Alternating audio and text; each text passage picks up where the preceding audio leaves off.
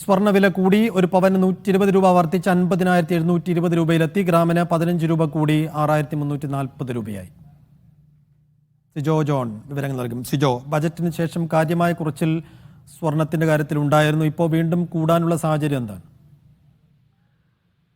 സൈഫുദ്ദീൻ, കേന്ദ്ര ബജറ്റിൽ സ്വർണത്തിന്റെ ഇറക്കുമതി തീരുവ കുറച്ചതിനെ തുടർന്ന് അന്ന് സ്വർണം പവന് 2000 രൂപയുടെ കുറവാണ് വന്നിരുന്നത്. അതിനുശേഷം കഴിഞ്ഞ ദിവസങ്ങളിൽ തുടർച്ചയായി സ്വർണ്ണവില കുറയുന്ന ഒരു സാഹചര്യം ഉണ്ടായിരുന്നു. എന്നാൽ കഴിഞ്ഞ 2 ദിവസങ്ങളായി സ്വർണ്ണവില ഉയർന്നു വരികയാണ്.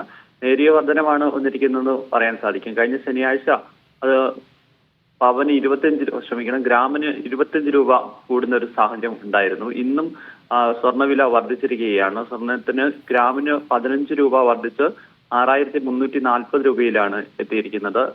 സ്വർണ്ണവില പവന് 120 രൂപ കൂടി 50,700 രൂപയിൽ എത്തുകയും ചെയ്തിട്ടുണ്ട്.